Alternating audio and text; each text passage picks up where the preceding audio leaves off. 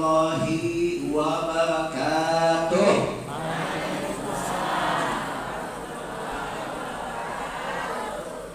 Bismillah walhamdulillah alladzi arsala rasulahu rahmatan lil alamin walladzi ja'ala nabiyahu khataman nabiyyin walladzi yaqulu fi haqqi sayyidil mursalin innallaha wa malaikatahu yusalluna 'alan nabi ya ayyuhalladzina amanu sallu 'alaihi wa sallimu taslima wa nusalli wa nusallim 'ala sayyidi rasulillah sayyidi Muhammad ibn Abdillah miftah babi rahmatillah 'adada ma fi 'ilmillah salatan wa salaman daimain bidawami mulkillah wa 'ala alihi wa sahbihi wa mawalah wala haula wala quwwata illa billah. Segala puja-puji bagi Allah Subhanahu wa taala yang telah senantiasa memberikan kepada kita berbagai nikmat dan anugerah, yang ketika seorang hamba coba-coba menghitung berapa jumlah yang diterima oleh si orang hamba itu dari Allah Subhanahu wa taala, maka dia tidak akan pernah sanggup. La tuhsu, nggak bisa dia hitung. Sekalipun lautan dijadikan tinta, pohon-pohon yang ada di atas permukaan bumi dijadikan pena, tidak akan pernah sanggup menghitung berapa jumlah nikmat yang Allah berikan kepada seorang hamba. Maka oleh karenanya kita wajib untuk senantiasa mengucapkan dan menjawantahkan, mengaplikasikan rasa syukur kita kepada Allah Subhanahu wa ta'ala. Yakni bagaimanapun kita diajarkan oleh baginda Nabi Muhammad SAW, doa bangun tidur, Bismillahirrahmanirrahim, Alhamdulillahilladzi ahyana ba'dama amatana wa ilaihi nusyur. Kalimat yang dijadikan pembuka di setiap pagi kita, melek mata kita, bangun dari tidur kita adalah kalimat hamdalah. Setelah basmalah, maka yang diucap adalah hamdalah. Alhamdulillah. Ini mengajarkan bahwasanya kita umat baginda Nabi Muhammad SAW harus senantiasa bersyukur kepada Allah Subhanahu wa taala. Itulah memang nikmatnya di dalam Islam. Ketika kita kepengen bertambah nikmatnya, kepengen tambah barokahnya, kepengen tambah rezekinya, gampang dan mudah caranya, yaitu dengan bersyukur. Apa itu? Bersyukur. Termasuk pada hari ini, alhamdulillah, mudah-mudahan kita semuanya senantiasa diberikan kelancaran dan kemudahan oleh Allah Subhanahu wa taala untuk bisa menjadi tamu-tamunya Allah. Duyufullah, duyufur rahman, tetamu-tetamunya Allah Subhanahu wa taala yang hari ini kita sudah menapakkan kaki pertama kali, yaitu kita daftar di travel, kita ikut manasik. Ini adalah langkah awal kita mengganti status kita menjadi tamu-tamunya Allah Subhanahu wa ta'ala.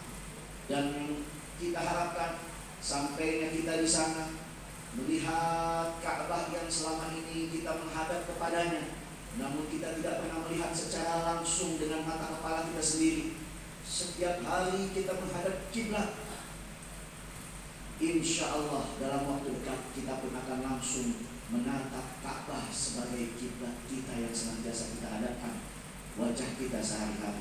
Kita langsung berziarah ke baginda Nabi Muhammad SAW yang setiap hari kita bersolawat dan bersalam kepadanya. Meskipun kita jauh dari sana, dari kota Madinah, kita ada ribuan kilometer jauhnya, namun kita terus setiap hari bersolawat dan salam. Bahkan di setiap sholat kita sholawat dan salam. Maka nanti di sana kita langsung mengirimkan sholawat dan salam di hadapan makam baginda Nabi Muhammad SAW.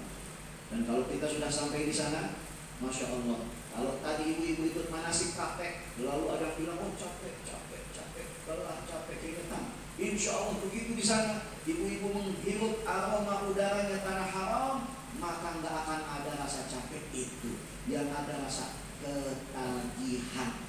Kepengen lagi ibadah, terus ibadah, kepengen lagi ke masjid, kepengen terus ke masjid. Itulah bedanya tanah haram dengan tanah yang lainnya. Alhamdulillah. Maka kalau kita Misalkan kita jadi tuan rumah, ada rumah kita kedatangan satu orang tamu. Tamu ini menyenangkan hati kita. Tamu ini sopan santun kepada kita. Tamu ini berakhlak dan adabnya bagus kepada kita. Kira-kira kita sebagai tuan rumah senang apa enggak? Kira-kira Pak, kita kedatangan tamu seperti itu, pulangnya kita kasih oleh-oleh apa enggak? Kasih oleh-oleh. Karena ini tamunya sopan, tamunya menyenangkan hati kita, maka kita sebagai tuan rumah senang. Begitu dia mau pulang, kita kasih oleh-oleh yang banyak. Begitupun Allah Subhanahu wa Ta'ala, ketika kita menjadi tamunya, lalu kita betul-betul memasang niat yang betul-betul tulus dan ikhlas untuk ibadah kepadanya, maka insya Allah begitu nanti kita selesai menjalani umrah di sana, lalu kembali kita ke tanah air, insya Allah Allah kasih oleh-oleh yang banyak. Amin ya rabbal alamin. Bukan cuma oleh-oleh yang banyak, oleh-oleh dari Allah itu pahala, pengkabulan doa, keberkahan, rezeki yang bertambah dan lain sebagainya. Bukan sampai di situ. Kita kalau jadi tuan rumah Pak, datang tamu yang baik, datang tamu yang sopan, kira-kira kita minta dia lagi datang apa enggak? Besok kalau lewat sini mampir lagi ke rumah saya ya. Begitupun Allah, kalau kita jadi tamu yang baik, maka Allah akan panggil kita lagi, balik lagi kita nanti ke tanah haram. Amin ya rabbal alamin. Oleh karenanya pasang dulu niat yang tulus dan ikhlas, niat yang betul-betul hanya mencari ridho Allah. Hilangkan semua keluh kesah, hilangkan semua apa yang menjadi penderitaan kita. Jangan tampakkan di hadapan Allah. Capek kita jangan tampakkan di hadapan Allah. Lelah kita jadikan hanya lillah kepada Allah Subhanahu wa Ta'ala. Bapak Ibu yang dimuliakan Allah Subhanahu wa Ta'ala, apalagi begitu kita mencium aroma Madinatul Munawwarah, kota yang dimana memeluk jasadnya baginda Nabi Muhammad Sallallahu Alaihi Wasallam. Di situ subhanallah, udaranya udah kayak udara surga. Meskipun saya belum pernah ke surga, tapi saya rasakan buat pernah saya menghirup udara lain di tempat negeri lain selain yang paling indah dan harum wanginya di kotanya Nabi Muhammad, Madinatul Munawwarah. Masya Allah, di situ terbaring jasad baginda yang mulia Nabi Muhammad Sallallahu Alaihi Wasallam, yang kita berpanut kepadanya, menjadikan beliau teladan sejati buat kita, idola sesungguhnya. Beliau adalah manusia pilihan Allah. Ana khiyarun min khiyarin qad kharajtu min nikahin li ilahi asana. Nabi Muhammad mengatakan, aku ini manusia pilihan Allah, dari manusia-manusia yang dipilih oleh Allah Subhanahu wa Ta'ala. Aku dilahirkan dari pernikahan yang langsung Allah jaga kesuciannya. Masya Allah. Dan di kota Madinah itu menurut para ahli tarikh, di situ juga ada makamnya ayahanda Nabi Muhammad SAW. Namun tidak ditampakkan makamnya. Bahkan saat itu sudah berdiri hotel di atasnya. Tapi banyak ahli tarikh yang mengatakan, oh di situ dahulu tempatnya makamnya ayahanda daripada baginda Nabi Muhammad SAW. Nama ayah Nabi siapa Bu? Abdullah. Nama kakeknya Nabi siapa Bu? Abdul Muttalib. Nama kakeknya lagi siapa Bu? Kita harus semakin mengenal, semakin sayang, semakin rindu, semakin ingin bertemu dengan baginda Nabi Muhammad Sallallahu Alaihi Wasallam. Nabi Muhammad bin Abdullah bin Abdul Muttalib bin Hashim bin Abdul Manaf bin Qusay bin Kilab bin Murrah bin Ka'ab bin Lu'ay bin Ghalib bin Fihr bin Malik bin Nadar bin Kinanah bin Husaymah bin Mudrikah bin Ilyas bin Mubar bin Nizar bin Ma'ad bin Adnan bin Udda bin Muqawwil bin Nahur bin Tairah bin Ya'rub bin Yasjur bin Nabi bin Ismail alaihissalam bin Ibrahim alaihissalam bin Tarikh bin Nahur bin Saruh bin Ra'u bin Falih bin Ibad bin Shalih bin Al-Fakhshad bin Sam bin Nuh alaihissalam bin Lamak bin Abu Shalih bin Idris alaihissalam bin Yarak bin Mahlayl bin Qainan bin Yanish bin Syir bin Nabi Adam alaihissalam. 50 generasi membentang, semuanya manusia suci, semuanya manusia yang dijaga sama Allah Subhanahu wa Ta'ala. Mudah-mudahan kecintaan kita kepada Nabi Muhammad betul-betul bisa membawa kita bisa berjumpa langsung di hadapan makam baginda Nabi Muhammad Sallallahu Alaihi Wasallam. Karena saya berdua, saya kasih kesempatan kepada saudara saya untuk apa yang mau disampaikan, silakan.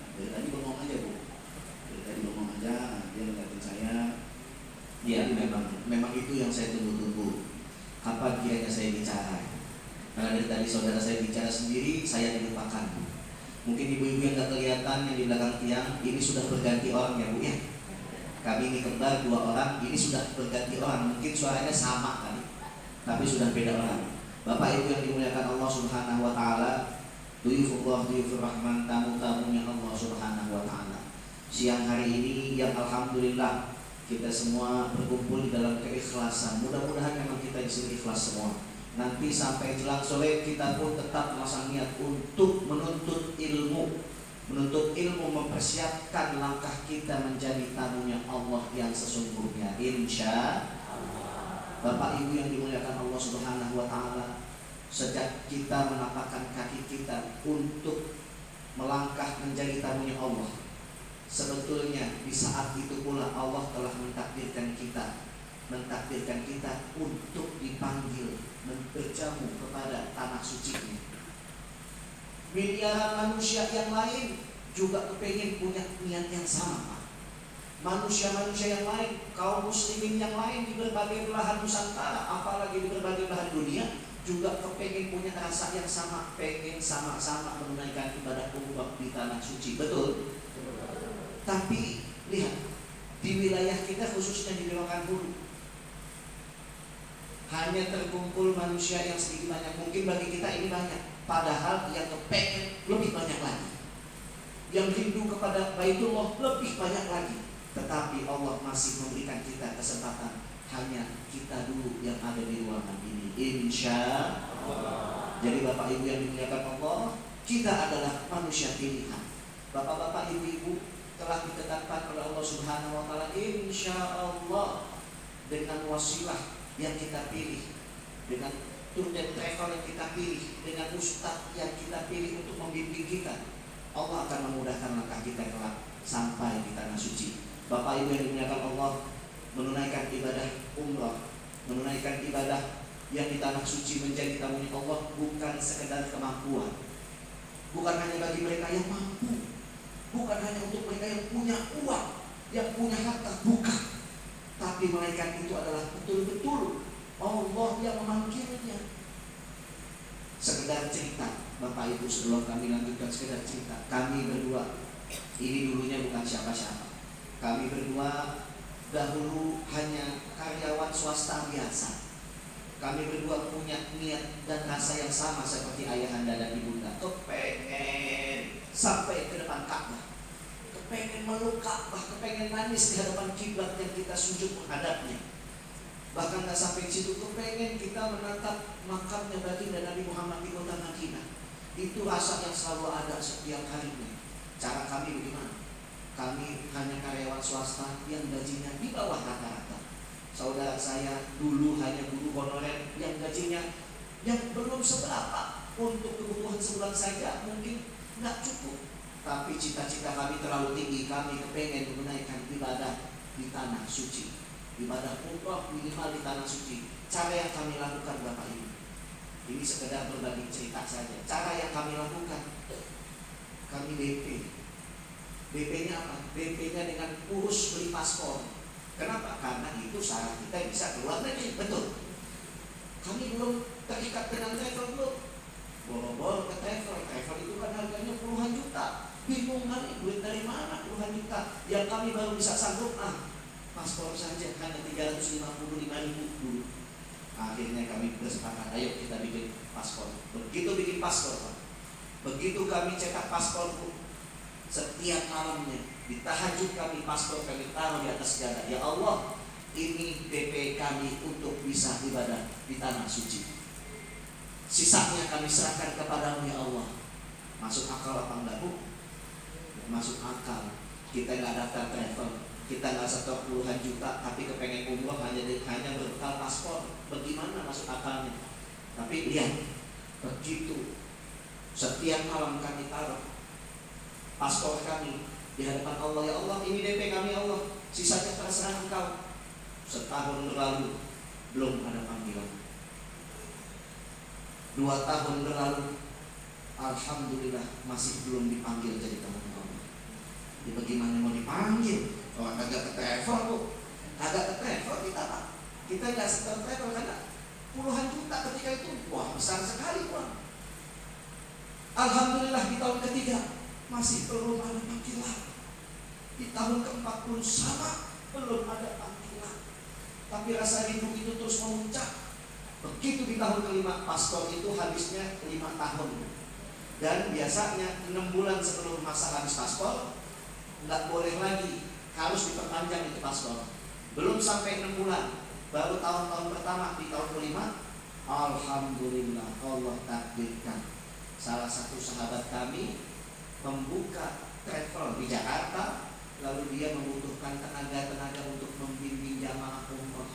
Kami yang belum pernah umroh tiba-tiba dijorokin, ayo Ustaz Kembar, ayo bimbing jamaah umroh. Kita belum umroh Ustaz, enggak apa-apa, ilmu sudah ada, teori sudah ada, langsung kita praktek. Masya Allah, rupanya Allah membuka jawabannya di tahun kelima. Dan tak sampai di situ, berkali-kali kami kembali, berkali-kali kami ke tanah suci, bolak-balik sampai dengan saat ini. Alhamdulillah. Modalnya cuma yakin kepada Allah, karena kami yakin yang menjadi tamunya Allah bukan orang yang mampu, tapi yang menjadi tamunya Allah adalah mereka yang dipanggil oleh Allah dengan niat ikhlas dan tulus karena Allah Subhanahu. Bapak Ibu yang dimuliakan Allah Subhanahu wa taala, sebelum sama kita lanjutkan, ayo sama-sama kita mencairkan suasana sedikit. Kita baca sholawat rindu kita kepada Nabi Muhammad yang insya Allah sebelum kita menunaikan ibadah suci, kalau tadi kita mendengarkan penjelasan dari Ibu Hajjah, beliau akan mengarahkan kita nanti dari Jakarta ke Jeddah, dari Jeddah pasti ke Madinah dulu gitu ya. Di Madinah kita sowan, kalau bahasa orang Jakarta sowan itu permisi. Kita permisi sama Imamul Haramin, sama imamnya dua tanah suci, yaitu baginda Nabi Muhammad SAW. Yang pertama kita lakukan sebelum kita umrah, kita akan berkunjung dan berziarah kepada baginda Nabi Muhammad SAW. Selama kita di tanah air, pertanyaan lisan kita itu sholawat. Yakin ketika nanti sampai kita menampakkan kaki di kota Madinah, baru turun kita dari bis menuju hotel, terlihat penampakan Masjid Nabawi di sana, terlihat kubah hijau makamnya baginda Nabi Muhammad di sana, tetesan air mata kita tumpah dengan sendirinya. Rindu kita, manusia yang kita sholawatkan hari ini, setiap hari dalam sholat kita, nanti kita akan langsung bersolat di hadapan. Oleh karenanya kita cairkan suasana ayah dan ibu, kita baca sholawat kepada baginda Nabi Muhammad SAW.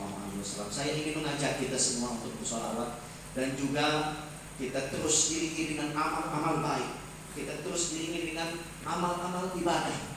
Bapak Ibu yang dimuliakan Allah Subhanahu wa taala, setiap amal ibadah yang kita lakukan, yakin itu adalah pemancing kita untuk memperlancar dan mempermudah kegiatan kita nanti di tanah suci. Jadi jangan pernah bosan untuk berbagi, jangan pernah bosan untuk terus berinfak, jangan pernah bosan terus untuk bersedekah, karena mereka semua itu adalah amal-amal ibadah yang akan mengiringi langkah kita mudah menjalankan ibadah nanti di tanah suci. Sambil kita sholawat, Bapak Ibu yang dimuliakan Allah Subhanahu wa taala, hari ini kita ada rezeki, maka kita sedekahkan di jalan Allah Subhanahu wa taala. Hari ini kita ada yang bawa uang, kita infakkan di jalan Allah Subhanahu wa taala. Latihan, dari sekarang latihan. Insya Allah ibadah kita yang kita laksanakan di tanah air akan mempermudah apapun yang nanti kita laksanakan di tanah suci, karena pasti banyak yang kepengen kita lakukan di tanah suci, pasti banyak ibadah yang ingin kita laksanakan di tanah suci, banyak menunggu. Bahkan doa-doa yang sudah kita kumpulkan, titipan-titipan dari semua keluarga kita, akan kita tunaikan nanti di sana. Mumpung di tanah air, banyak-banyak kita berlatih diri. Sama-sama kita baca sholawat. Silahkan nanti panitia juga dari yayasan kita Peduli Berbagi boleh berkeliling untuk menjemput infak jamaah. Mudah-mudahan infak kita di jalan Allah Subhanahu wa taala mempermudah dan memperingan langkah kita untuk menunaikan ibadah di tanah suci. Sama-sama kita baca sholawat. Salatullah salamullah ala Rasulillah. Salatullah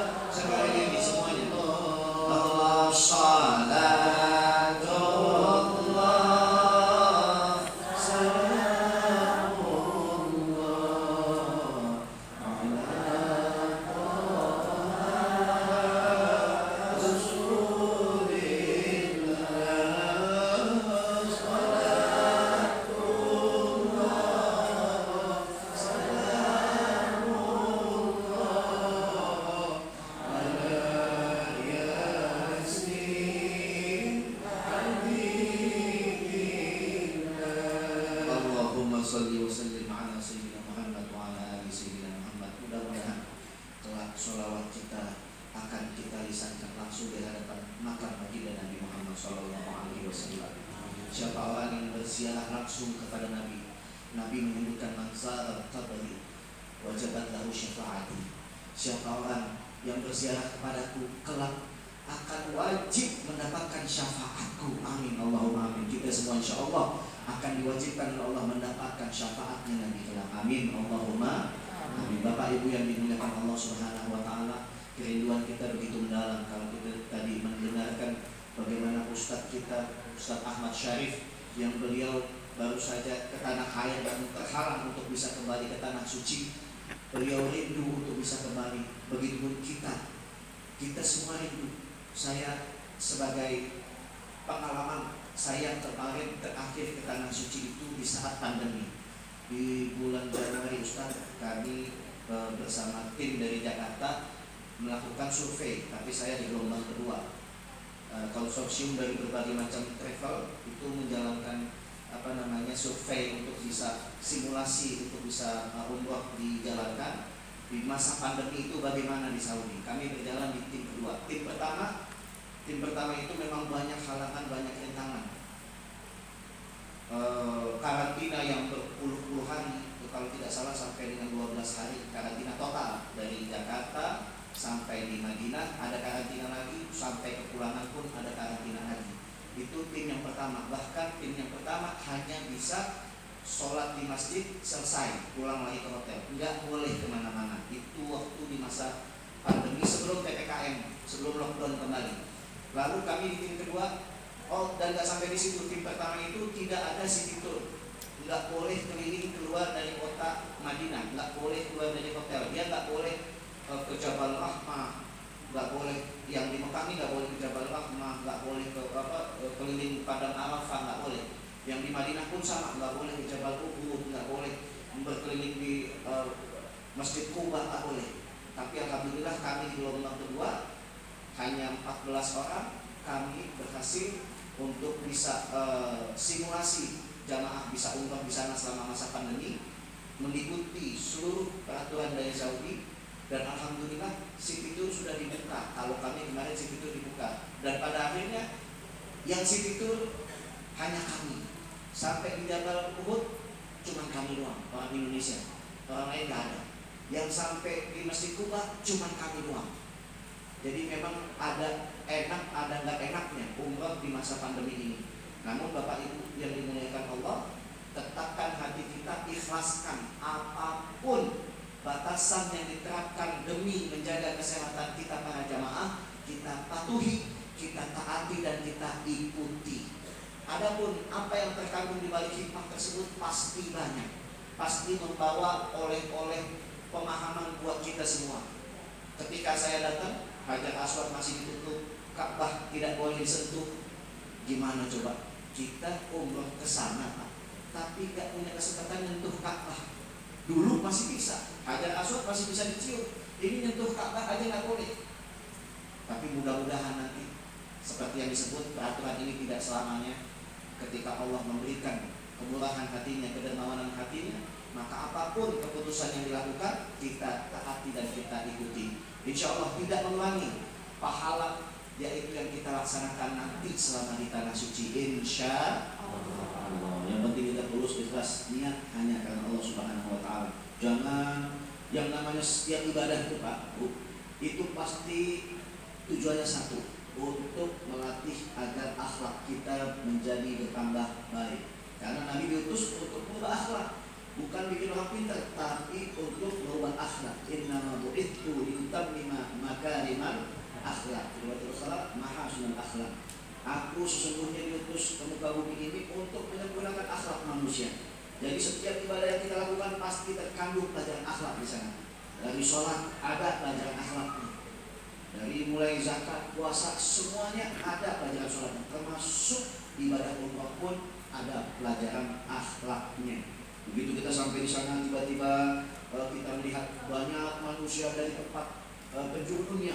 Yang jelek ada, yang ganteng ada, yang cantik ada, yang putih ada, yang hitam juga ada, yang tinggi ada, yang pendek, semua ngumpul jadi satu di tempat itu. Semua yang dari seluruh penjuru bumi berkumpul berkeliling tawaf Ka'bah, dan kita di situ dilatih. Untuk apa? Untuk jaga hati, jaga lisan. Saya punya kakek, namanya Engkong Haji Hasan. Saya orang Betawi, manggil kakek Engkong Bu. Engkong Haji Hasan namanya. Beliau itu orang Betawi ya. Namanya orang Betawi itu mulutnya agak tak bisa dikendalikan. Ceplas-ceplos gitu. Nyablak kalau kata orang Betawi. Begitu dia tawaf Ka'bah, dia lihat orang hitam gede-gede. Orang Afrika maksudnya. Itu orang hitam-hitam gede-gede pakai dalaman apa enggak ya? Gitu ngomongnya.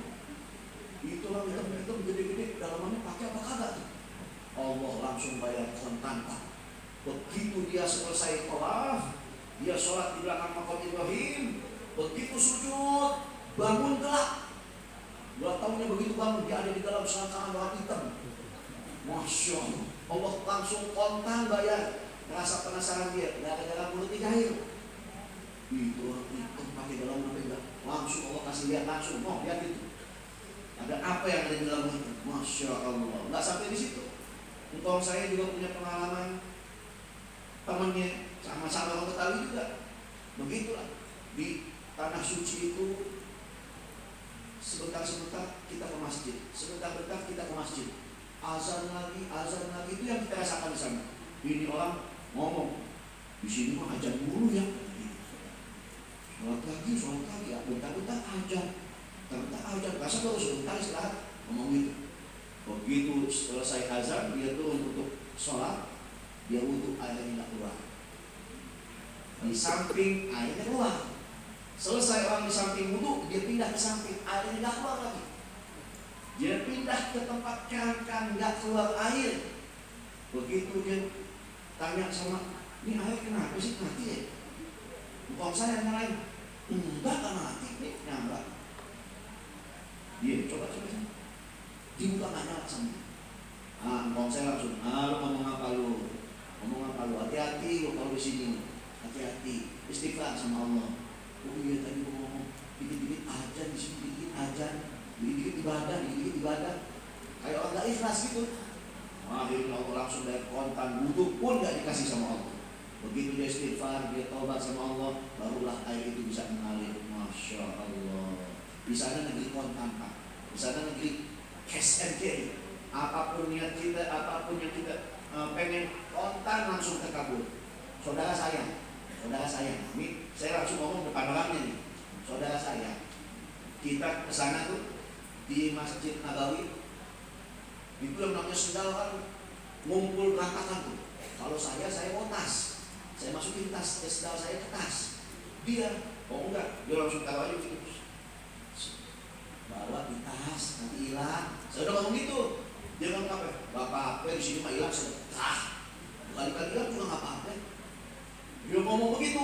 Selama kami umroh 11 kali sendalnya hilang. Masya Allah. Dia orangnya.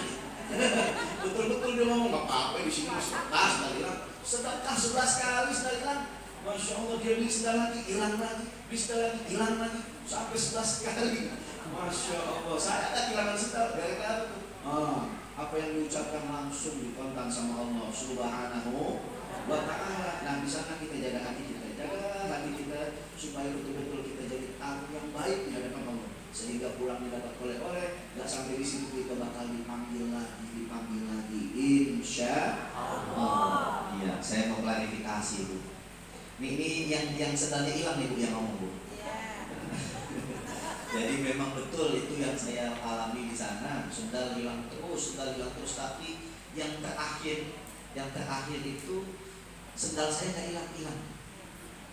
Rupanya Allah juga ngasih tahu, ya 2 tahun kita pandemi, jadi nggak balik dulu ke sana. Masya Allah.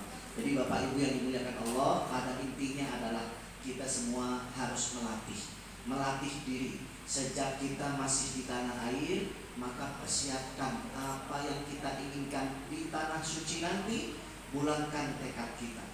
Misalkan Bapak Ibu yang dimuliakan Allah Subhanahu wa ta'ala, kalau tadi saudara saya sudah bilang di sono negeri kontan, di sono segala macam akan terjadi, tergantung dengan apa yang diniatkan dalam hati. Saya kasih tahu Bapak Ibu yang dimuliakan Allah, perjalanan umrah kita ke tanah suci adalah bagaikan perjalanan kita ke alam kubur kita.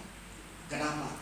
Karena kita tidak tahu apakah kita akan kembali lagi dari tanah suci ke tanah air atau kita tidak kembali lagi.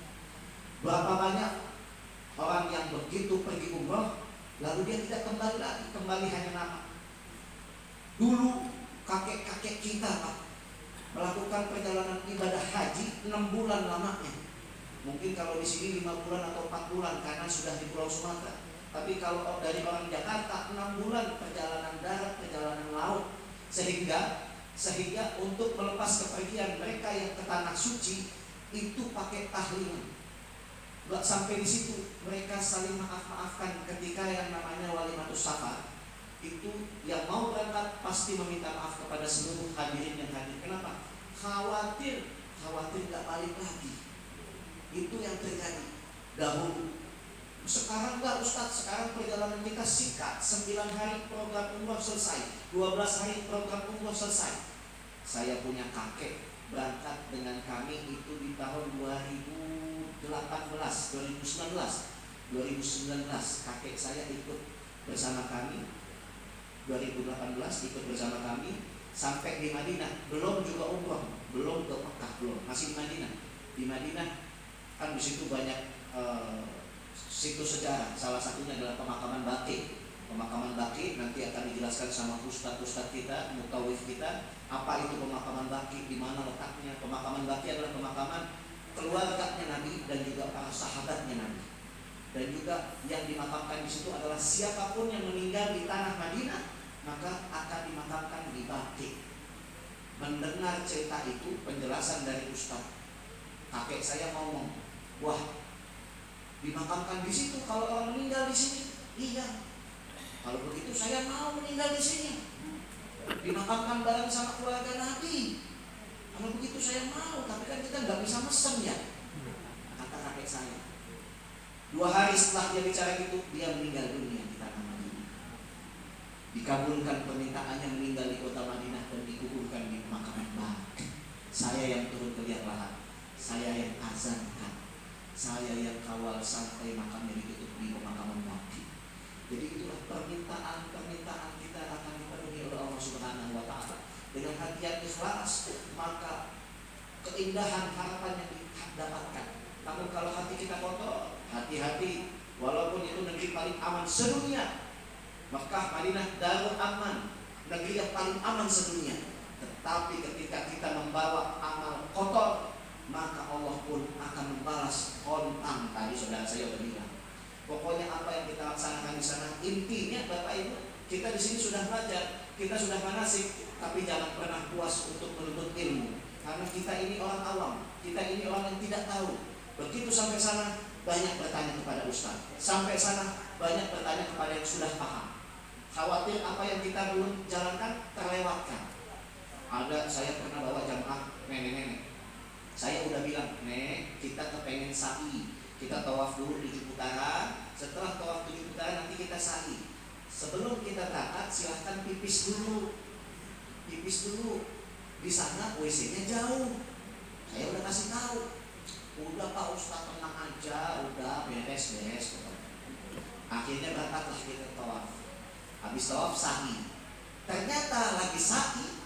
Kalau sa'i kan ada ramal tadi, lari-lari kecil. Udah gitu, inna sofa wal marwata, saya dicolek. Saya punya kain umroh ditarik-tarik. Pak Ustaz. Oh, nenek yang tadi rupanya. Kenapa, Nek? Pak Ustaz, saya mau pipis. Kan udah dibilang tadi. Untung Bu, untungnya Pak, kami kembar, sehingga kami mengundi. Ayo kita sweet. Yang kalah temenin nenek-nenek pipis. Karena memang pipisnya jauh, biasanya jauh. Yang penting kita harus sering mengikuti apa arahan dari ustadz pembimbing kita. Insya Allah. Ada lagi pengalaman. Begitu kita sudah mau sini turun, ayo kita kumpul 1 jam lagi kita berangkat. Bis sudah menunggu, kumpul semua sudah kumpul di lobi kecuali satu. Ternyata ada kakek-kakek nggak turun-turun dari kamar, sampai saya naik ke kamarnya. Begitu saya naik kamarnya, temannya nih, dia Pak Ustaz belum keluar juga. Emang di mana kakek yang itu? Di dalam kamar mandi. Saya ketok-ketok, kakek, ayo cepetan, jalan, bis sudah menunggu, kita udah mau jalan. Bentar Pak Ustaz, saya bingung di dalam ini mandi nggak ada gayung. Di hotel mandi nggak pakai gayung. Di hotel mandi pakai air. Kalau pakai shower bendol-bendol malahnya. Pakai air. Masya Allah. Ada nenek-nenek Pak Ustaz, ini kok buat BAB-nya kok aneh ya. Nggak ada yang bisa disiram ini. Nggak ada, kadang-kadang nggak ada showernya, nggak ada. Dipakai apa Pak Ustaz? Oh itu nek diputer, sampingnya diputer. Abang itu nenek-nenek diputernya kencang mandu, gitu Bang. Akhirnya muncat dari bawah, berantakan. Masya Allah, inilah suka duka yang nanti akan kita alami bersama. Tapi mudah-mudahan apapun perjalanan kita menjadi bekal buat kita semua, insya Allah. Bapak Ibu yang dimuliakan Allah Subhanahu Wa Taala, insya Allah kita semua akan segera untuk menjadi tamunya Allah Subhanahu Wa Taala. Sebagaimana yang tadi saya sampaikan, perbanyak latihan kita selama di tanah air. Karena saya menemukan fakta. Bu. Saya ketika membawa istri saya pengen cium Hajar Aswad. Ketika itu belum pandemi. Istri saya kepengen cium Hajar Aswad. Lalu istri saya ini jalan sendiri sama temennya, ibu-ibu. Saya nggak ikut, saya nggak diajak. Dia jalan 3 kali dia coba dan tidak dia dapatkan cium Hajar Aswad. Dia nggak dapatkan cium Hajar Aswad. Sampai-sampai jilbabnya ditarik-tarik sama orang, bajunya dicakar-cakar sama orang. Dia tidak mendapatkan cium Hajar Aswad. Kenapa? Dia balik ke kamar saya. Dia tanya sama saya, kok saya nggak bisa? Saya udah niat, saya udah baca doa, tapi saya kok nggak bisa. Saya bilang, ada satu yang kamu lupa, sayangku. Istri tercinta Bu. Istri saya soleha. Masya Allah, istri soleha tuh Bu. Istri soleha, dia kalau minta sama suami, mintanya nggak langsung, nggak minta sama saya. Misalkan beras habis, mintanya nggak sama saya, mintanya sama Allah. Dia berdoa, tapi di samping kuping saya, ya Allah beras habis, ya Allah bulanan habis. Istri saya bilang, saya nggak bisa cium Hajar Aswad. 3 kali saya coba, saya gagal. Saya bilang, ada yang kamu lupa. Apa? Kamu belum minta izin sama suami kamu. Masya Allah. Saya kasih izin, terus saya bilang, mau cium Hajar Aswad? Mau, izin dulu sama suami. Ya, saya minta izin, saya pengen cium Hajar Aswad. Ya udah, saya yang temenin. Begitu saya yang temenin Bu, alhamdulillah. 3 kali dia gagal mencium Hajar Aswad. 3 kali Allah berikan kesempatan untuk sepuas-puasnya mencium Hajar Aswad. Saya yang lindungi. Badan saya kecil, yang lain-lain itu gede, Turki gede, Afrika gede. Tapi Allah bisa kasih kesempatan. Begitu sampai di Hajar Aswad, saya bisa lindungi istri saya untuk cium. Dia cium udah puas, udah lama. Dia nengok ke saya, udah lagi, dicium lagi. Udah lagi, dicium lagi. 3 kali sepuasnya dia mencium Hajar Aswad. Setelah dia minta izin sama suami. Berarti saya mendapatkan kesimpulan, apapun ibadah di tanah suci yang ingin kita lakukan, latih dulu dari mulai kita di tanah air. Latih dulu, perbanyak. Ibu tahu pahala cium Hajar Aswad itu di tanah air kita dapatkan dengan pahala yang sama dengan cium Hajar Aswad. Apa kira-kira? Ada pahala yang sama besarnya dengan pahala mencium Hajar Aswad ketika kita di rumah. Cium tangan suami. Cium tangan suami kita. Kita kecup suami kita pulang kerja, yang penuh dengan keringatnya ketika dia pulang dari kerjanya. Itulah sama besar dengan pahala mencium Hajar Aswad. Suami datang, ayo sambut dia. Aswad gitu. Ibu tahu artinya Aswad? Aswad itu hitam. Hajar itu batu, Aswad hitam. Hajar Aswad batu hitam. Jadi suami kita pulang, kita sambut dia, Aswad hitam. Pertanyaan amal kita, latih diri kita di tanah air agar mempermudah langkah kita ke tanah suci. Bapak Ibu yang dimuliakan Allah Subhanahu Wa Taala, sebagaimana juga ada satu kebiasaan bapak-bapak kita, orang tua kita, datuk-datuk kita ketika di tanah suci ada satu kebiasaan yang tidak pernah diluputkan untuk ditinggalkan, yaitu semua dari jamaah Indonesia yang melakukan ibadah di tanah suci, boleh kita tanya sama ustaz-ustaz kita, ada hal yang tidak akan terlewatkan. Mereka akan beli Al-Quran misalnya untuk diwakafkan. Beli Al-Quran 5, ada beli Al-Quran 10, buat dibawa pulang bukan, buat oleh-oleh keluarga bukan, tapi untuk ditaruh lagi di Masjidil Haram, dititipkan untuk bisa ditaruh lagi di Masjid Nabawi di samping makam Nabi, di dalam Raudhah, dengan harapan mudah-mudahan ada manusia yang ikhlas membaca Quran yang mereka sedekahkan, yang mereka hadiahkan, yang mereka wakafkan. Kelak dari bacaan manusia-manusia yang membaca Al-Quran tersebut, maka terus mengalir pahala yang abadi. Bapak Ibu yang dimuliakan Allah, sebelum sampai kita ke tanah suci, maka izinkan saya datang juga bersama Yayasan Kita Peduli Berbagi. Barusan sekumpulan anak muda yang barusan tadi menjemput infak kita semua itu datang dari Yayasan Kita Peduli Berbagi. Mereka juga bergerak di dalam donasi Al-Quran, dan donasi Al-Quran yang mereka jalankan mempunyai satu visi misi, yaitu One Home One Al-Quran. Satu rumah, setiap umat Islam wajib mempunyai satu Al-Quran. Ibu-ibu di rumah sudah punya ada Al-Quran? Ya. Alhamdulillah. Kalau di rumah kita sudah ada Al-Quran, alhamdulillah. Tapi ternyata di dalam perjalanan dakwah Yayasan Kita Peduli Berbagi bersama para ustadz, kami diantaranya berbagai pelosok kita datangi, dari mulai ujung di kota Sabang Aceh sana sampai seberang pulau Kalimantan dan Sulawesi, di kota Makassar sana masih beberapa tempat kami temui kekurangan Al-Quran. Bahkan Kementerian Agama menjelaskan kebutuhan Al-Quran Indonesia, umat Islam se-Indonesia itu butuhnya 4 juta buah Al-Quran, tapi Kementerian Agama hanya sanggup mencetak 1 juta buah Al-Quran per tahun. Masih kurang dari cukup 4 juta, namun hanya dicetak 1 juta buah, berarti masih kurang 3 juta buah Al-Quran. Bapak Ibu, inilah kesempatan kita untuk bisa sama-sama ambil bagian, untuk bisa latihan kita selama di tanah air, agar kita bisa lancar melaksanakan ibadah di tanah suci. Perbanyak apa yang ingin kita lakukan, perbanyak apa yang ingin kita laksanakan. Bapak Ibu yang dimuliakan Allah Subhanahu wa Ta'ala, maka jadilah kita pejuang-pejuang Al-Quran. Jangan hanya nanti di tanah suci, tapi sejak di tanah air kita juga tetap punya niat untuk menjadi pejuang Al-Quran. Apapun yang kita lakukan di tanah air, jadikan sebagai ajang latihan. Dan insya Allah terlebih sedekah Al-Quran akan menjadi